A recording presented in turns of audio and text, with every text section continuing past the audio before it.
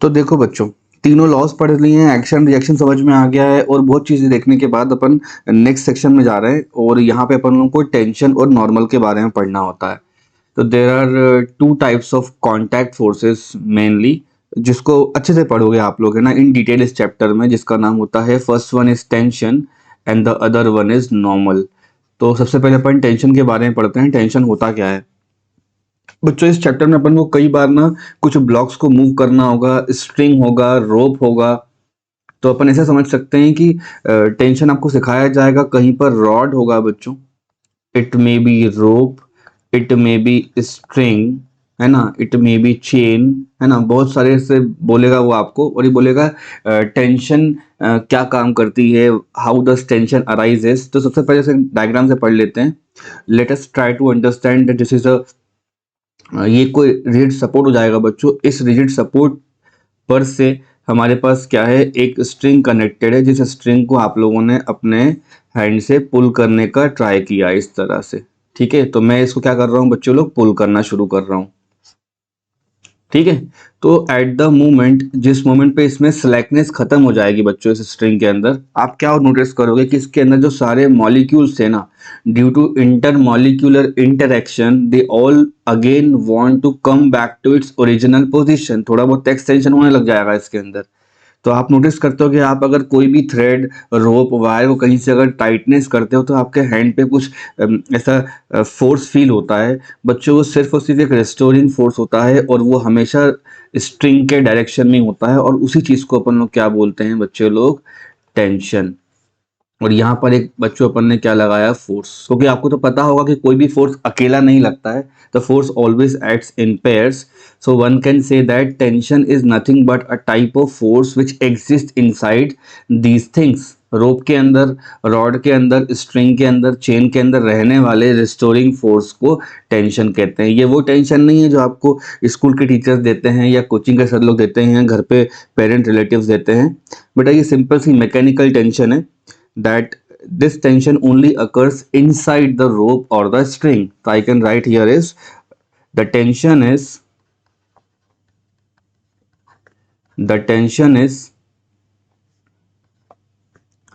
a restoring force. क्या कह सकते हो बच्चों, tension is a restoring force arises in a string, लिखा होगा सारे डेफिनेशंस में, when pulled। ऐसा नहीं कि जब ये स्लैग्ड रहे तब नहीं होगा ऐसा। आपने नोटिस करा होगा जब बाइसिकल वगैरह चलाते हैं तो वो दोनों स्ट्रिंग के बीच में वो चेन लगी होती है, उस पर भी टेंशन आती है। वो व्हील इसलिए चल रहा होता है जस्ट बिकॉज ऑफ टेंशन। तो इसका फर्स्ट पॉइंट तो बड़ा ही सिंपल सा है बच्चों। ठीक है, so students in today's lecture हम लोग टेंशन के बारे में पढ़ रहे हैं। और आप समझ लो एक रिजिड सपोर्ट होगा हमारे पास, कोई भी एक स्ट्रिंग होगा, स्ट्रिंग, रॉड, चेन सब आएगा आगे जाके, लेकिन अभी मैं हाल फिलहाल स्ट्रिंग से पढ़ा रहा हूँ। और यहाँ पे मैंने स्लैकनेस खत्म कर दी है, तो लिख सकता हूँ यहाँ पे नो स्लैकनेस। तो टेंशन क्यों होता है, इसके अंदर जो इंटर मॉलिक्यूलर रेट पे जाके पढ़ोगे ना बच्चों, तो उन सब पे थोड़ा थोड़ा सा डिस्प्लेसमेंट बन रहा होगा, and everybody tries to be at their original position. तो वो क्या करेंगे बच्चों, एक तरह का रिस्टोरिंग फोर्स लगाना शुरू करेंगे उसके ऊपर, just like happens in the spring. Spring में तो अपन को विजिबल होता है, अपन उसको प्रेस करते हैं तो वापस से वो रिस्टोर हो जाता है, लेकिन ऐसा हर एक थ्रेड, चेन, रोप, रॉड सब में होता है। अगर आप मैक्रोस्कोपिक लेवल पे जाके देखोगे और मॉलिक्यूल के बारे में बात करोगे तो बोल सकते हो टेंशन अराइजेस ड्यू टू, मैं लिख देता हूं, tension arises due to intermolecular interaction. बस इतना है, बस समझ लो, अपना काम हो जाएगा प्रॉब्लम सॉल्विंग में, और ज्यादा सोचना थोड़ा है अपन को। ठीक है, अगर कोई बहुत प्लेन डेफिनेशन मांगता है व्हाट इज टेंशन, तो लिखेंगे फोर्स इनसाइड स्ट्रिंग। बच्चों देखो, force inside string is known as tension. Force inside string is known as tension. One more thing जो प्रॉब्लम सॉल्विंग के लिए काम में आनी चाहिए बच्चों, ये बुलेट पॉइंट से याद कर लो कि टेंशन कैसे लगता है। जिस पॉइंट पे आप टेंशन को पढ़ना चाहते हो, मेरी बात का ध्यान से सुनो अच्छे से। जिस पॉइंट पे आप टेंशन को पढ़ना चाहते हो उस पॉइंट पे अगर पूछेगा टेंशन किधर लग रही है तो आप एक ही जवाब दोगे उसको। देखना यहाँ पे क्या कर रहा हूं मैं। The first point should be tension acts along the, tension क्या करती है बच्चों, स्ट्रिंग के अलोंग लगती, मतलब पैरेलल लगेगी along the string, very important point. और दूसरा, जिस पॉइंट पे पढ़ रहे हो उस पॉइंट से अवे लगती है। तो टेंशन ही है बच्चों एक तरह से, है ना, tension acts away from the point, from the point of consideration. इतना क्लियर है क्या सबको, है ना, from the point of consideration. तो टेंशन क्या करता है, स्ट्रिंग पर लगता है, टेंशन हमेशा पॉइंट से अवे लगता है। आपको ये बातें ना बहुत इजी और बहुत प्रैक्टिकल लगेंगी। एक बात और से लिख देता हूं बच्चों में, दो तरह के स्ट्रिंग्स होंगे या रोप होंगे। तो आइडियल, जब भी वर्ड यूज कर रहा हूं मैं, है ना, आइडियल रॉड या तो स्ट्रिंग लिखा होगा, इसका मतलब होता है उस पर कोई मास नहीं है, मासलेस है वो, ठीक है। तो इसमें अपन ये बोल सकते हैं जो नेट टेंशन होगा, pay attention everyone, the net tension at a point equals zero. Let me show you कैसे हो रहा है ये। मान लो थोड़ी देर के लिए कि कोई एक पॉइंट पी है इनसाइड द स्ट्रेच्ड स्ट्रिंग, ये पॉइंट पी पे है ना। तो इस पी पे बेटा अगर राइट साइड आप चेक करोगे तो राइट साइड में टेंशन टी जा रही होगी, लेफ्ट साइड चेक करोगे तो लेफ्ट साइड में टेंशन टी जा रही होगी। तो नेट कितना आ जाएगा वहां पे, ये टग ऑफ वॉर वाला गेम बन जाएगा। दो टीमें बराबर फोर्स की हैं तो नेट कितना हो जाएगा, वहां पे जीरो हो जाएगा। एक थर्ड पॉइंट और ऐड कर लो बच्चों यहाँ पे, अगर किसी प्रॉब्लम में एक ही स्ट्रिंग दिखाई जा रही है तो इसका मतलब है थ्रू आउट वहां पे एक ही टेंशन होगी, बस उसके डायरेक्शन बदलते जाएंगे। If I take one more position, जैसे पी पॉइंट पढ़वाया मैंने, यहाँ कहीं मैं आपको क्यू पॉइंट पढ़वा दूंगा, तो इससे राइट साइड में अलग टेंशन होगी और लेफ्ट में अलग टेंशन होगी, because intermolecular interaction will be happening in both ways. जिस पॉइंट पे पढ़ते हो उस पॉइंट से अवे बनाना होता है और नेट कितना हो जाता है, जीरो हो जाता है, ठीक है। तो मैं लिखता हूं the magnitude of tension, the magnitude of tension, ध्यान रखें इस पॉइंट का, है ना, इंपॉर्टेंट है, is same for, the magnitude of tension is same for one string, किसी एक स्ट्रिंग के लिए जो मैग्नीट्यूड होगा वो सेम हो जाएगा बच्चों। तो it this thing was all about tension. अब आप लोगों को बच्चों नॉर्मल के बारे में पढ़ना चाहिए, ठीक है। नॉर्मल, नॉर्मल क्यों होता है, किस तरह लग रहा होता है, इसके बारे में देख लेते हैं। नॉर्मल बोलते हैं, और कोई पुराने नोट्स वगैरह देखोगे तो वहां पे लिखा रहेगा नॉर्मल रिएक्शन मिल रही है। क्या है बच्चों, ये नॉर्मल रिएक्शन मिल रही है। Let us assume that, if diagram से पहले समझते हैं अपन लोग। मान लो ये कोई हम में से एक स्टूडेंट है, ठीक है, और शूज वगैरह पहन के ये अर्थ पे है, राइट। तो आप everybody knows that any object of mass m is pulled towards the surface of earth.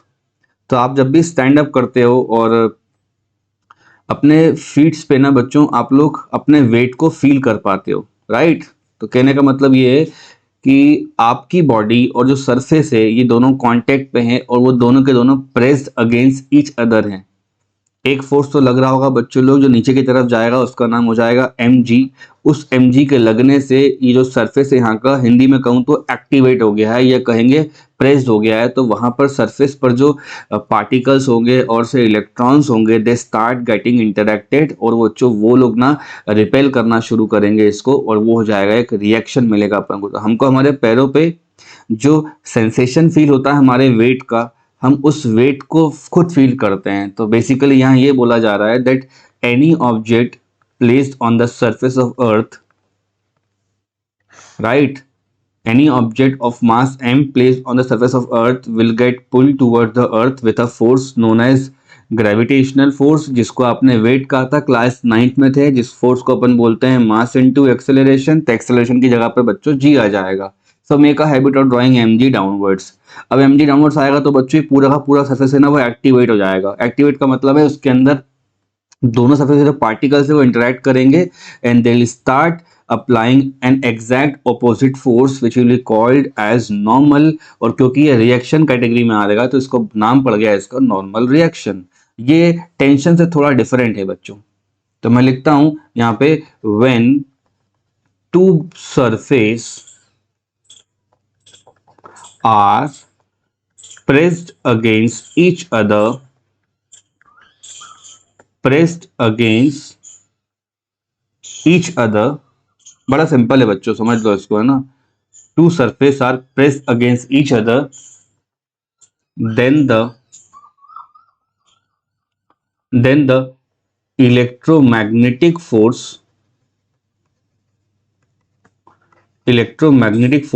exists is known as बोलो क्या बोलोगे इसको, नॉर्मल। राइट, इतना क्लियर होना चाहिए बच्चों सब लोगों को, है ना। इसको थोड़ा अगर मैं ब्रॉडर स्केल पे बनाने का ट्राई करूंगा तो पता है कैसा बन जाएगा। मान लो ये तुम लोगों का अर्थ है, पे टेंशन, है ना, सब सारे डाउट यही क्लियर कर देंगे अपन। मान लो ये तुम लोगों का अर्थ है और इस अर्थ पर कोई ऑब्जेक्ट रखा है इसके सरफेस पे, तो बोलोगे यस सर हो सकता है। तो ध्यान से देखो, आप अर्थ का जो मास होगा, दिख रहा है ये, उस अर्थ के मास और हमारी बॉडी के मास के बीच में ग्रेविटेशनल फोर्स लगेगा जो बचपन से बच्चा पढ़ता आ रहा है। तो अर्थ को हम पुल करते हैं हमारी तरफ, ठीक है, और अर्थ हमें पुल करती है उसकी तरफ। तो रेड रेड से जो बने हैं वो ग्रेविटेशनल फोर्स बने, ठीक है। इतनी आई बात समझ में। अब बोलोगे सर अर्थ को हम कैसे पुल कर सकते हैं, तो बच्चों अर्थ का मास एक्सटेंसिवली लार्ज है इसलिए हमें इतना फील नहीं होता है, अर्थ को इतना फील नहीं होगा, बट हमें तो फील होगा ना। फोर्स का मैग्नीट्यूड दोनों के लिए सेम ही है। अब सुनो, थिंक अबाउट दैट सरफेस जो कांटेक्ट पे है। तो वो सरफेस बच्चों कुछ ऐसी है, उस सरफेस के दोनों तरफ नॉर्मल एग्जिस्ट करती है, जस्ट लाइक टेंशन, इधर भी नॉर्मल होगी इधर भी नॉर्मल होगी। तो बॉडी के लिए बॉडी की तरफ वाली काउंट की जाएगी और अर्थ के लिए अर्थ की तरफ वाली, बिकॉज अगर ये कांटेक्ट फोर्स है तो इसके दोनों साइड कांटेक्ट का होगा ना बच्चों, दोनों साइड रिएक्शन मारेगा ना वो। तो बेसिकली यहाँ पे दो दो ग्रेविटेशनल फोर्स होते हैं और दो दो नॉर्मल होती हैं, लेकिन जब डायग्राम पढ़वाता है टीचर तो आपको केवल एक नॉर्मल और एक ग्रेविटेशनल फोर्स बना के बताता है। What is the reason behind all this, because हम जिस बॉडी को पढ़ते हैं उस बॉडी पे लगने वाले फोर्स बनाते हैं, पूरी दुनिया की कहानी नहीं बनाते हैं कि यहाँ पे अर्थ होगी, अर्थ पे भी एक ग्रेविटेशनल फोर्स लग रहा होगा और अर्थ पे भी एक नॉर्मल लग रही होगी। नो बच्चों, छोड़ो इस चीज को, है ना। ये बहुत ज्यादा आपको इन डेप्थ डिटेल में बता रहा हूं मैं आप लोगों को, क्योंकि डाउट बहुत सारे आते हैं कि सर आपने तो अभी पढ़ाया था कल की एक्शन बराबर रिएक्शन होगा, तो नॉर्मल का दूसरा भाई कहाँ गया और ग्रेविटेशन का दूसरा भाई कहाँ गया। तो भैया ग्रेविटेशन वाला जो फोर्स है वो इस बॉडी पे लगा है और इस बॉडी ने अर्थ पे लगाया होगा, तो ये अर्थ पे लगा हुआ ग्रेविटेशन फोर्स है, उसको मैं काय को बताऊं, वो तो बहुत दूर है भाई, उसको थोड़ी पढ़ रहे हैं, पर हम तो अपने बॉडी को और ऑब्जेक्ट को पढ़ रहे हैं। तो जिसको पढ़ रहे होते हैं उस पे जो फोर्स लग रहे होते हैं वो बनाए जाते हैं। तो हमारी बॉडी पे ग्रेविटेशनल फोर्स ये लग रहा है, इसका नाम mg है, और हमारी बॉडी पे नॉर्मल लग रहा है, उसका नाम n है। और आज के बाद आप भी यही प्रैक्टिस करेंगे, ना कोई डिबेट ना कोई कुछ, ठीक है। पे अटेंशन बच्चों, सबसे पहला है हमारे पास mg डाउनवर्ड लग रहा है और n नॉर्मल अपना अपवर्ड लग रहा होता है। तो बहुत सारे डाउट्स क्लियर होते हैं, दिमाग में आते हैं कि ये सर ने कंपेयर कैसे करा दिया इन लोगों को। कंपेयर नहीं कराया बच्चों, मैंने आपको उस बॉडी पे लगने वाले फोर्स बनाकर बताया। तो लिख सकता हूं मैं mg acting downwards, mg acting downwards first number, और सेकंड नॉर्मल n लिखा है ना, नॉर्मल एक्टिंग अपवर्ड्स। तो मैथमेटिकली हमारी बॉडी तो ऐसे हवा में उड़ के नहीं चली जाती ना कहीं पर, इसका मतलब है जो n होगा ना वो mg के बराबर होगा, है ना। इन सिंपलर प्रॉब्लम्स और इन स्टार्टिंग केसेस, आगे चल के ये भी चेंज करेगा। तो n इक्वल्स हम ये बोल सकते हैं कि n एक तरह का नॉर्मल रिएक्शन होता है बच्चों। n क्या है, नॉर्मल रिएक्शन, जो एक सरफेस पे लगता है और दोनों साइड लगता है। तो हमें किसी एक साइड का यूज करना होता है, वो मैंने कॉन्सेप्ट आपको यहाँ पर बता दिया है कि ये बड़ी बॉडी है, ये स्मॉल m है और ये अर्थ है। ये बॉडी कॉन्टेक्ट की, इसके दोनों साइड नॉर्मल लग रहा है। आप मेरी बात समझ रहे हो। ठीक है, अगर अर्थ को पढ़ाने बैठ जाऊंगा तो अर्थ पर ग्रेविटेशनल फोर्स अपवर्ड लगेगा और नॉर्मल डाउनवर्ड लगेगी, और हमारे लिए उल्टा हो जाएगा, ग्रेविटी नीचे लग रही होगी और नॉर्मल ऊपर। और आपको यही वाला याद करना है डायग्राम नंबर 2 की, हमेशा सर एमजी नीचे बनाएंगे और नॉर्मल ऊपर बनाएंगे। तो यहाँ से अपन ने दो बातें सीखी है नॉर्मल के बारे में, वो दोनों बातें आपको याद रखनी है। टेंशन बच्चों पैरेलल लग रहा है ना, देखो स्ट्रिंग से, tension is parallel to string, ये अपनी बुलेट पॉइंट में शॉर्ट कॉपी में लिख लेना कहीं भी शॉर्ट नोट्स में, टेंशन पैरेलल लगती है स्ट्रिंग के, बट नॉर्मल इसका उल्टा है।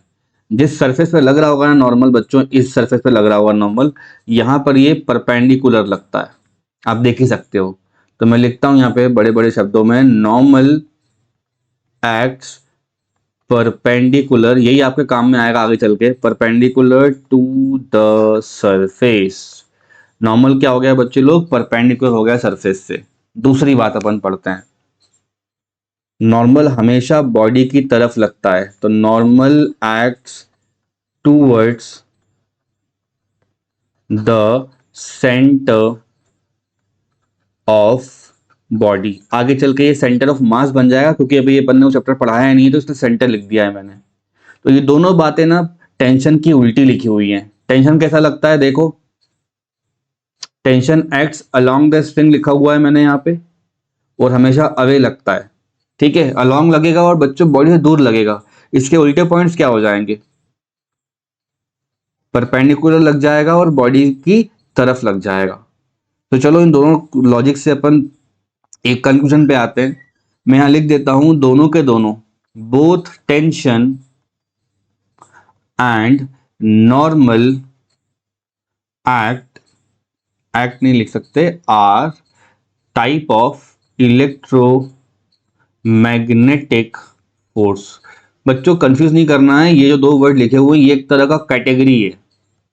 4 तरह के फोर्स होते हैं, एक स्ट्रॉन्ग न्यूक्लियर, वीक न्यूक्लियर, वो एटम के अंदर चलेगा। फिर होता है ग्रेविटेशन, जो दुनिया का सबसे वीक फोर्स होता है। उसके अलावा जिंदगी में कोई फोर्स पढ़ोगे वो इस कैटेगरी में आएगा, बिकॉज कहीं ना कहीं वो एटम इलेक्ट्रॉन सरफेस का इंटरेक्शन से बन रहा होगा, तो घूम फिर के वो आ जाएगा इलेक्ट्रोमैग्नेटिक की कैटेगरी में। ये मत बोलना जाना कि इलेक्ट्रॉन दिखाइए सर, मैग्नेटिक फील्ड दिखाइए, ये नाम है बच्चों एक।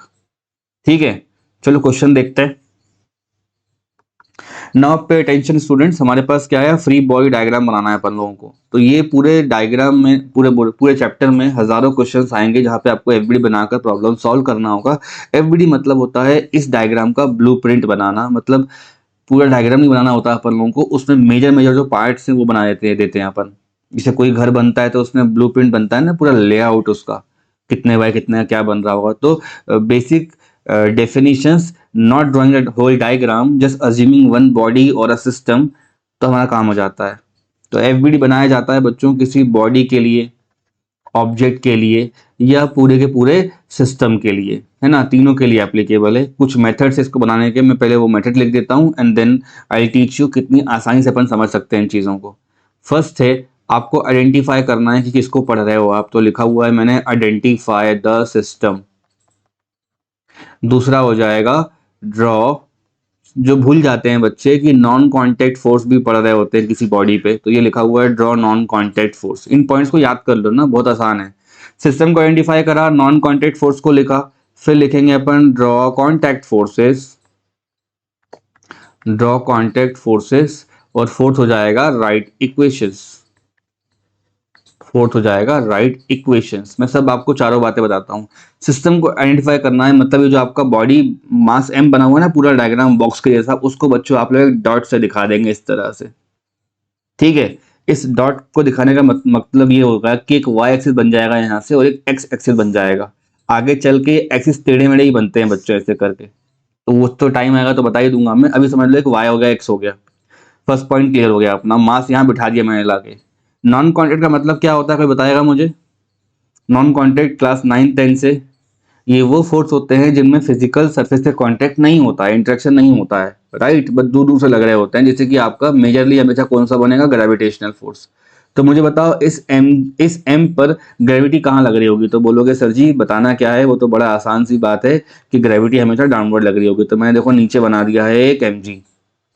उसके बाद ये फोर्स कहाँ लग रहा है, राइट साइड में, तो राइट साइड में इस फोर्स को बना दो। आ रही बात समझ में?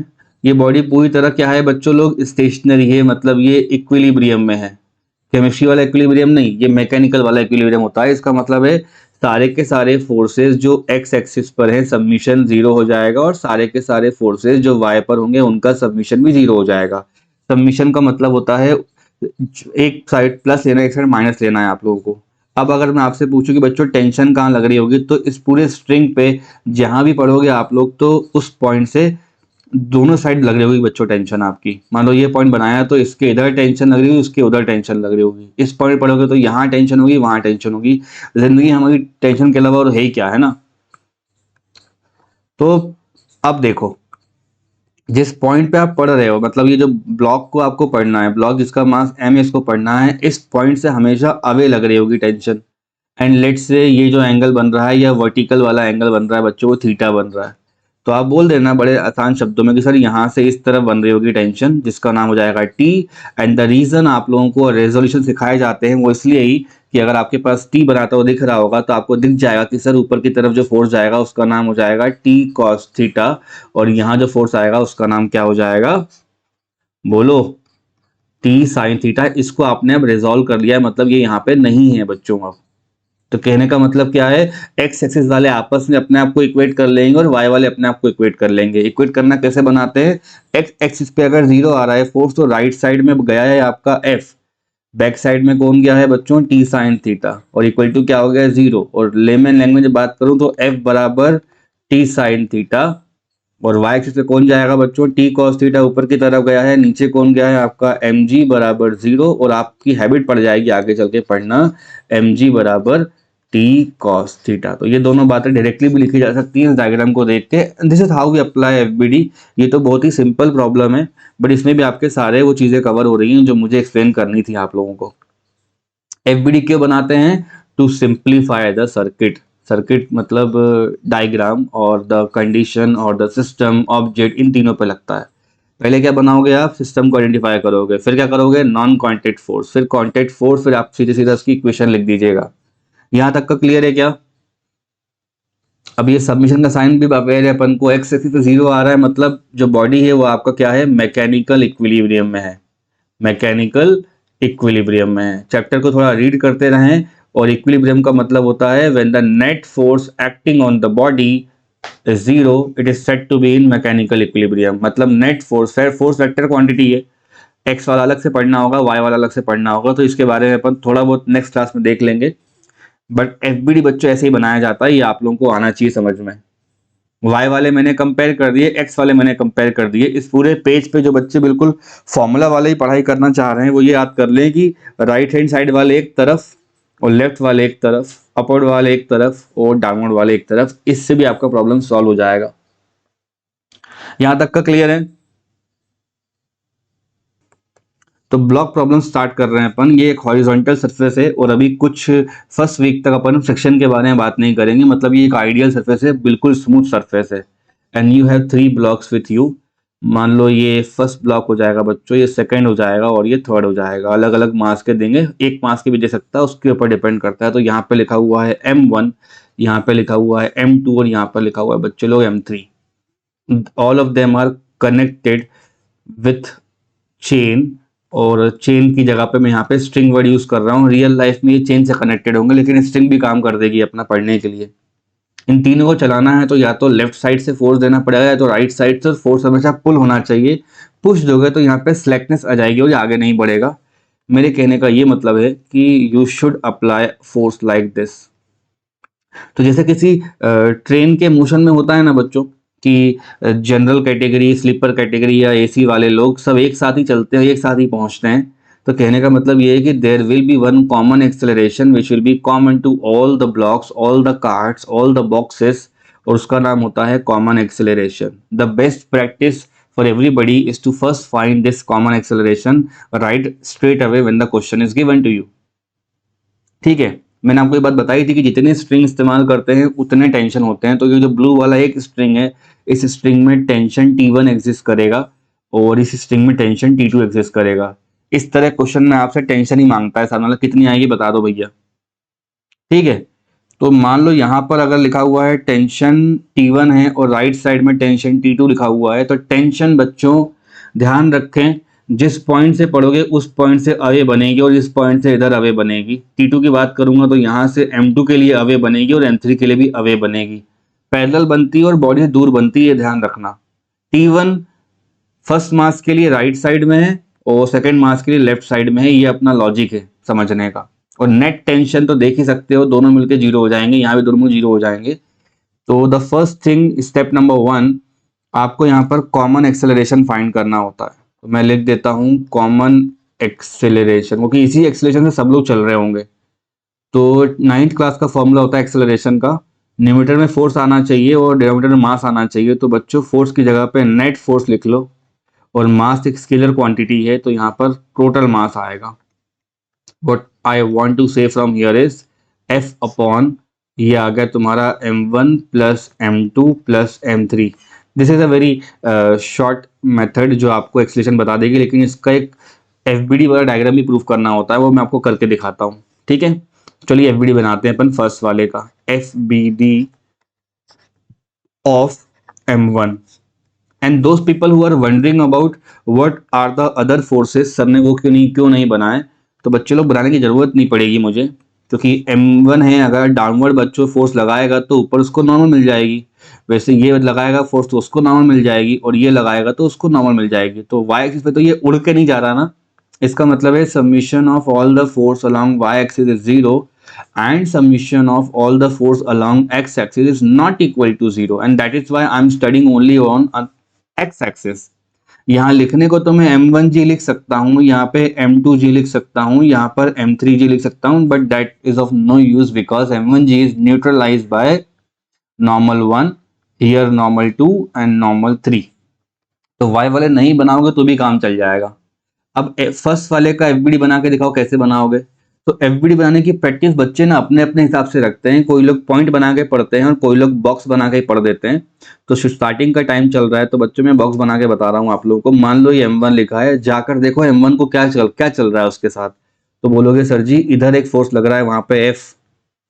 Out of the two tensions कौन सा आप पिक करोगे, सारे बच्चे सीख लो यहाँ पे। Out of this two tension direction कौन सा हम पिक करेंगे, हमेशा वो पिक करेंगे जो बॉडी से अवे बन रहा है। ठीक है, अब जैसे मान लो दो दोस्त थे, किसी एक लंच बॉक्स के लिए लड़ रहे हैं वो लोग, और पूरा मोशन लेफ्ट साइड में हो जा रहा है, इसका मतलब पता है क्या है, ये वाला जीत गया और ये वाला हार गया। तो मैथमेटिक्स में ऐसे लिखोगे आप लोग। अब वो बातें नहीं करनी है कि 10th में पढ़ा हुआ है अपन ने, राइट साइड का प्लस और ये माइनस, ऊपर गया प्लस ये माइनस, बच्चों ये गलत हो जाएगा। अब जहां बॉडी का मोशन होगा वो प्लस कहलाएगा और अपोजिट वाला माइनस कहलाएगा। व्हाट आई मीन टू से here is M1 is moving left side, तो F will be positive. F में से अपोज कौन कर रहा है उसका, T1 equal to net force. Net force का मतलब होता है mass of the body into पूरी दुनिया का एक्सेलरेशन। ठीक है, तो M1 इंटू ए, इसी को बोलते हैं बच्चे लोग net force acting on M1। ठीक, सिमिलरली अगर कोई बोलता है आप लोगों से FBD ऑफ M2, तो M2 का FBD कैसे बनाओगे, तो बोलोगे सर जी बड़ा आसान है, M2 पे जाकर के आप लोग ऑब्जर्वेशन लीजिए। तो लेफ्ट साइड में बच्चों M2 के आ रही होगी टेंशन T1 और उससे हमेशा दूर बन रही होगी यहाँ पर टेंशन T2। एक बात का ध्यान रहे आप लोगों को, T1 यहाँ राइट बनी है या लेफ्ट बनी है इस पर कोई डिबेट नहीं करेगा, मैंने कई बार ये बात बता दी आप लोगों को। अब यहाँ देखो दोनों लोगों की लड़ाई हो रही है T1 T2 की इस लंच बॉक्स के लिए, तो कौन जीता है यहाँ पे T1, तो आंसर आएगा T1 minus T2 equals to net force on that body. तो मास हो जाएगा M2 का और एक्सेलरेशन हो जाएगा पूरी दुनिया का, कॉमन वाला। ऐसे ही बच्चे लोग FBD बनाओगे आप थर्ड का, तो वो सबसे आसान है। द रीजन, उस पर ज्यादा फोर्स तो बता ही नहीं सकते अपन, उस पर ज्यादा फोर्स तो अपन बतला ही नहीं सकते इस तरह से। ठीक है, क्या है मास उसका M3 और एक ही फोर्स लग रहा है उसके ऊपर, उसका नाम हो जाएगा T2। आप बोल देना सर इकलौता फोर्स है T2 बराबर कितना हो जाएगा M3 into a. Let this be equation number 1, this be equation number 2, this be equation number 3। When you go and add them you will get to know कि ये तो दोनों कैंसिल हो जाएंगे। तो लेफ्ट साइड में केवल फोर्स आ रहा है और राइट साइड में बच्चों ऐसा आएगा, ये M1 plus M2 plus M3 into a. What I mean to say from here is, बोलो कॉमन कितना आ गया एक्सेलरेशन, ये आ गया F upon m1 plus m2 plus m3। अब इस एक्सेलरेशन को यहाँ पे रख दोगे तो t2 आ जाएगा आपका। Now t2 will be m3 into acceleration कितना हो जाएगा, f अपॉन बोलो m1 plus m2 plus m3। ऐसे याद की जाती हैं चीजें। अब इस t2 को बच्चों यहां रख देना तो आपका आ जाएगा क्या, बोलो क्या आ जाएगा, t1 आ जाएगा। तो मैं करके दिखा रहा हूं आप लोगों को। t1 आ जाएगा, t2 राइट साइड आ जाएगा। और t2 की वैल्यू बच्चों ऑलरेडी कितनी है, ये है ना। सिर्फ 2 और 3 को ऐड करो, सिर्फ 2 और 3 को ऐड करो, सिर्फ बच्चों 2 और 3 को ऐड करोगे, इतने को ऐड करोगे ना तो t2 कैंसिल हो जाएगा। या तो मान लो ऐसा हो, दोनों ऐड हो जाएंगे तो ये हो जाएगा m2 plus m3 into acceleration. Acceleration कितना है आपका, f अपॉन बोलो ये एक फोर्स ये आ रहा है बच्चों, एक ये आ रहा है। मेन एग्जाम में आपसे t1 मांगेगा, t2 मांगेगा, पट्टे से निकाल के उसको दे देना। कई बच्चे इस प्रॉब्लम को ना बहुत डिफिकल्ट फॉर्म में ले लेते हैं। मैं आपको सिंपल स्टेप बताता हूं। सबसे पहले क्या निकालोगे आप लोग, बोलो the first thing will find is common acceleration. उसके बाद अगर आपसे t1 मांगता है तो इमेजिन करो कि किसी ने सीजर लेकर के यहाँ पे सीजर ऐसे करके चला दिए। सीजर यहाँ चला देने पे क्या हो जाएगा बच्चों, ये फोर्स अकेला m1 को लेके चले जाएगा और कौन दोनों रह जाएंगे, उसके बाद वाले। सपोज इंजन चल रहा है, बीच में चेन टूट गई तो क्या हो जाएगा, पीछे के रह जाएंगे। कॉमन लॉजिक है ये तो जिन दो को लेके जाने की रिस्पॉन्सिबिलिटी उन दोनों को ऐड करिए। तो यहाँ लिखा है देखो m2 प्लस m3, बात समझो आप। और फिर कॉमन एक्सेलरेशन, ये तो कॉमन टर्म है। ऐसे ही लास्ट वाले पे अगर अपन कोई सीजर को चलाते हैं तो क्या हो जाएगा, उसके बाद कौन रह जाएगा, m3 रह जाएगा। तो देखो यहाँ पे लिखा है m3 into common acceleration. It is that simple to understand. ये है m3 इंटू कॉमन एक्सेलरेशन और ये हो जाएगा उसके बाद जितने लोगों को लेकर चलने की जवाबदारी है। ठीक है, इसको ऐसे अंडरस्टैंड किया जाता। तो ये शॉर्टकट मेथड से बाद में बता दिए मैंने, पूरा आपको इक्वेशन वाइज सॉल्व करके दिया हुआ है। बिकॉज ये क्वेश्चन अब आपको इस चैप्टर में बहुत रेगुलर बेस पे बनानी पड़ेंगी खुद से। जैसे कल को अपन लिफ्ट वाला पढ़ेंगे, पुली वाले प्रॉब्लम्स पढ़ेंगे, तो ये सब आता रहेगा वहां पर। ठीक है।